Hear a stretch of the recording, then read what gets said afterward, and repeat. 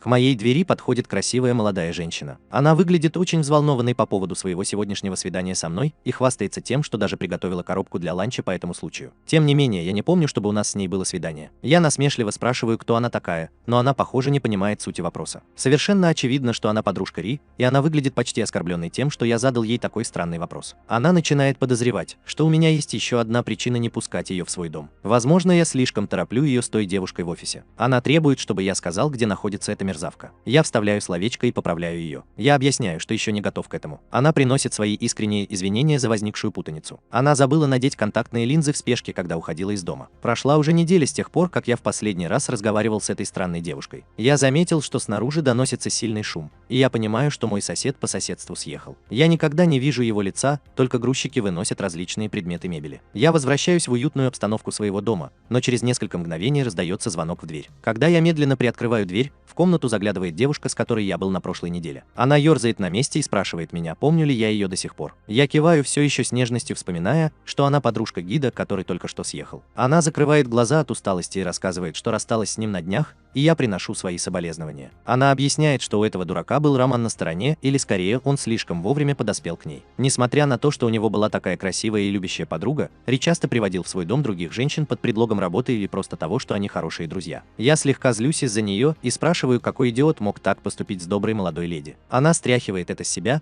чтобы поднять настроение, и объясняет, что пришла сюда сегодня, чтобы извиниться за неудобства, которые она причинила мне во время своего последнего визита. Она осторожно поднимает маленький бумажный пакетик с тортом, который испекла сама. Я заверяю ее, что с этим нет никаких проблем. Я приглашаю ее зайти в дом и предлагаю заварить ей немного чая. У нее, должно быть, выдался тяжелый день. Мое гостеприимство кажется ей удивительным, и ее глаза загораются от этого предложения. Она буквально сияет от счастья. Она с радостью принимает мое приглашение и переступает порог моей квартиры. Она с нетерпением ждет возможности провести со мной какое-то время и приносит свои извинения за вторжение. К сожалению, я не сразу замечаю пустоту в ее глазах, когда она закрывает за собой дверь. Я приношу свои извинения за беспорядок, так как я точно не ожидал увидеть кого-то в компании. Девочка не обращает на это никакого внимания и замечает, что в моей комнате на самом деле опрятнее, чем я показываю. Я задаюсь вопросом, не пытается ли она просто проявить вежливость. Я готовлюсь отправиться на кухню, чтобы разрезать и подать торт, и спрашиваю девушку, не согласится ли она подождать чашку чая. Она поднимает глаза и объясняет, что торт едва ли достаточно велик, чтобы его можно было разрезать на отдельные ломтики. Она просит меня не беспокоиться о своей доле, и что она была бы счастлива, если бы я сам насладился им. Она произносит мое имя Икуда, но у меня в голове наконец-то что-то проясняется. Я никогда не называл ей своего имени. Я повернулся к девушке и спросил ее, откуда она это знает. Девушке удается оправдаться тем, что часть моей почты уже попадала в почтовый ящик ее бывшего парня, и она запомнила мое имя, потому что оно показалось ей необычным. Это кажется достаточно правдоподобным, и я больше об этом не думаю. Она приносит извинения за то, что напугала меня на второй день, и, похоже, искренне раскаивается в содеянном. Она понимает, что до сих пор не назвала мне своего имени. Она представилась как ты. Она замечает, что, похоже, судьба свела нас двоих вместе,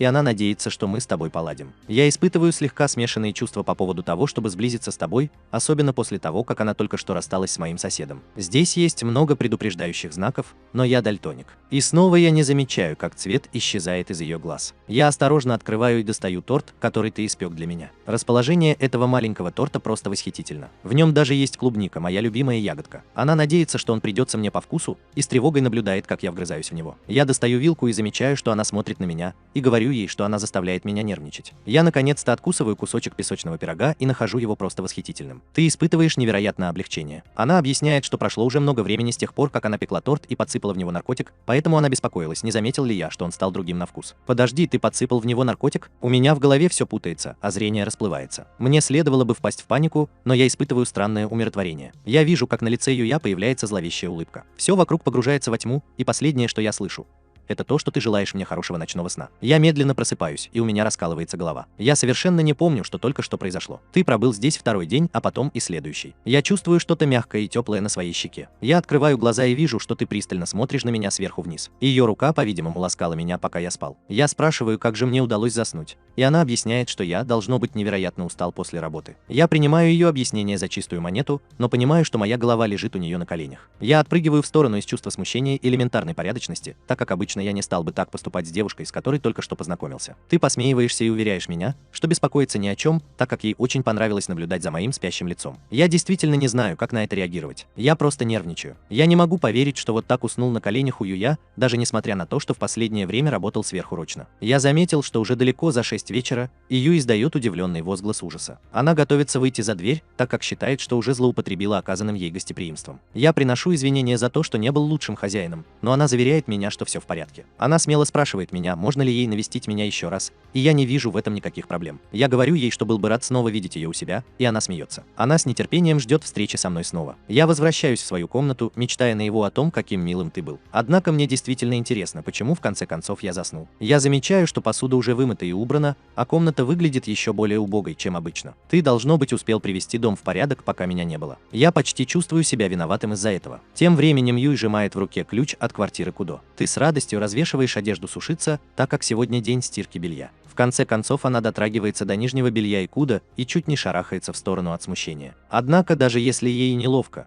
Ю побуждает себя делать все возможное ради Икуда. В конце концов, она планирует стать идеальной подругой Икуда. В тот же вечер я прихожу домой поздно вечером, но меня пугает то, что мое белье, похоже, уже вышло из стирки. Я быстро звоню своей маме и спрашиваю ее, заходила ли она ко мне раньше, но она отрицает это. Единственный другой дубликат ключа от моей квартиры находится у нее дома, поэтому я планирую съездить домой, чтобы забрать его. Что-то кажется мне странным, но я пока не могу точно определить, что именно. Тем временем Юй, снова надев слой эскизов, радостно слушает что-то по своему телефону. Оказывается, она подслушивает разговор Икуда и подслушивает, как он разговаривает со своей матерью о том, что его стирка каким-то таинственным образом закончилась. Ю смеется над тем, что Акуда подумал, будто его мать проделала весь этот путь до квартиры Икута, чтобы постирать белье. В самом деле, как глупо с его стороны. Несколько дней спустя ты издалека подглядываешь за Икута, когда он направляется в офис. Она едва может сдержать свое волнение от того, как хорошо он выглядит в костюме. Она практически вся дрожит. Несколько парней замечают тебя и, восхищаясь ее привлекательной внешностью и хорошей фигурой, решают попытаться поболтать с ней. Они пытаются приударить за тобой и спрашивают ее, не хочет ли она немного повеселиться с ними. Но глаза Юи темнеют, теряя всякое подобие человечности и порядочности. Резким тоном она сообщает ему, что у нее назначена встреча с мужчиной, которого она любит, и коротко просит их уйти. А еще лучше, чтобы они перестали дышать. Один из парней шепчет другому, что у этой девушки плохие новости и что это в их интересах, чтобы оставить ее в покое. Другой парень находит забавным то, что у него сдают нервы из-за чего-то подобного, но парню на это наплевать. Им лучше уйти прямо сейчас. Ровно в 6 вечера я выхожу из офиса после редкого раннего рабочего дня. Я ужасно устал. Я внезапно натыкаюсь на девушку, которая разбрасывает свои продукты по полу, но это оказываешься ты. Какое чудесное совпадение. Она кажется приятно удивлена, увидев меня, и объясняет, что закрыла свой магазин пораньше, чтобы пройтись по магазинам. Я до сих пор удивлен, увидев ее, но еще больше удивлен, узнав, что она владеет магазином и управляет им. Когда я помогаю ей забрать продукты, моя рука оказывается у нее на макушке, и я почти отчетливо слышу, как бьется ее сердце. Юй говорит, что сегодня она купила слишком много продуктов, поэтому пытается пригласить меня куда-нибудь. Однако, прежде чем она успевает закончить фразу, ее прерывает жизнерадостный возглас сэмпая, исходящий от одного из моих подчиненных. Я этого не замечаю, но когда пользуюсь своим, у меня почти все щелкает. Ко мне и к тебе подбегает жизнерадостная, коротко стриженная девочка. Я узнал бы ее манеру поведения и характерный клык где угодно. Это Идана, мой ясноглазый младшеклассник, он приглашает меня куда-нибудь выпить. Она наконец-то замечает тебя и спрашивает, кто она такая, но прежде чем ты успеваешь заявить, что она моя девушка, Адана делает это за нее. Она громко спрашивает, не ты ли моя девушка, но я поспешно говорю, что она ошибается. Я быстро объяснил ей ситуацию. Ты просто бывший муж моей бывшей соседки, и после нескольких осложнений вы вдвоем стали друзьями. Когда до Адана доходит суть ситуации, она испытывает огромное облегчение, и это замечание не остается незамеченным. Ты пронзительно смотришь на этого незваного гостя. Адана обращается к другому моему коллеге Мацуде, утверждая, что я могу присоединиться к ним и выпить чего-нибудь. Какого черта ты здесь делаешь? Я ведь еще даже ничего не сказал. Я тоже беспокоюсь, что ты можешь чувствовать себя немного не в своей тарелке. Адана подтаскивает к себе Мацуду,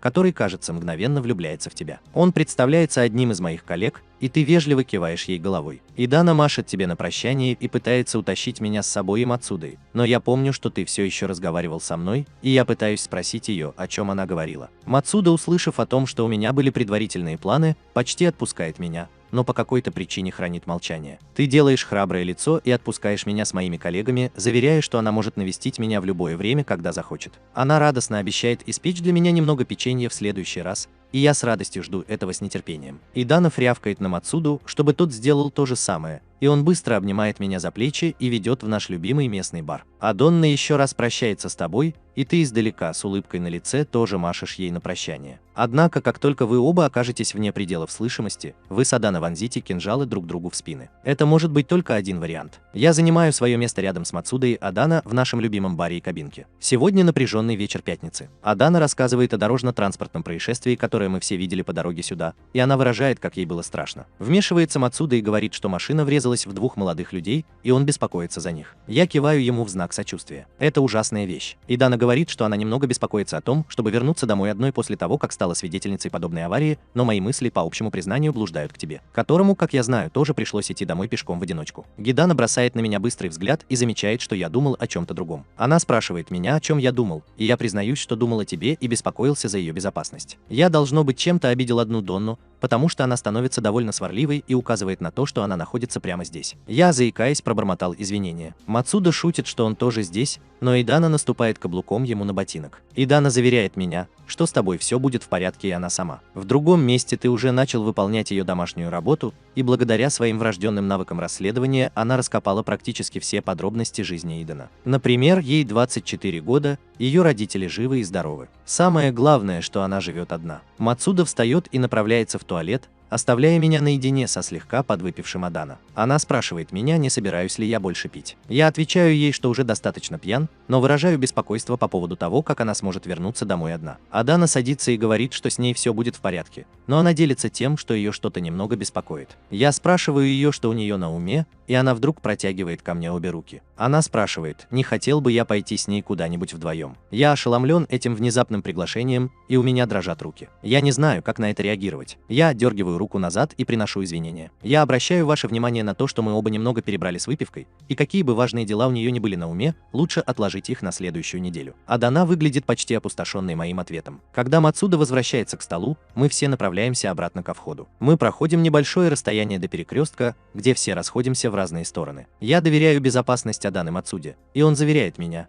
что с ней все будет в целости и сохранности. Мацуда и Адана идут по относительно пустой улице. Мацуда говорит, что Адана сегодня вечером показался мне довольно холодным. Адана велит ему заткнуть свой бесполезный рот. Они заезжают в ближайший магазин, и Мацуда извиняется за то, что отошел на минутку. Адане внезапно звонят по телефону с номера, который она не узнает. Она здоровается с кажущейся пустой линией, но при этом слышит знакомый голос. Ты спрашиваешь Адану, понравилась ли ей ее маленькая встреча с Кудо. У Иданы зазвенели тревожные колокольчики. Идана узнает голос Ю, если только этот внезапный звонок не застал ее врасплох. Она спрашивает ее, откуда у нее этот номер, но Ю не отвечает. Ю приносит извинения за то, что звонит в такой поздний час, и просит Идана оказать ей совсем крохотную услугу. Ю рассказывает о небольшой ссоре, которая произошла у нее со своим бывшим парнем. И она признает, что, возможно, была немного виновата в том, что не предупредила девушку, которую он изменил ей с кем-то другим. На этот раз она не совершит такой ошибки. Она просит Идану пообещать, что отныне она не будет приближаться к Икута, если ей дорога ее жизнь. Идана чуть не выплевывает свой несуществующий напиток и от души смеется. Она сама не была уверена в том, что имела в виду под словом одолжение. Она немного успокаивается и обещает тебе,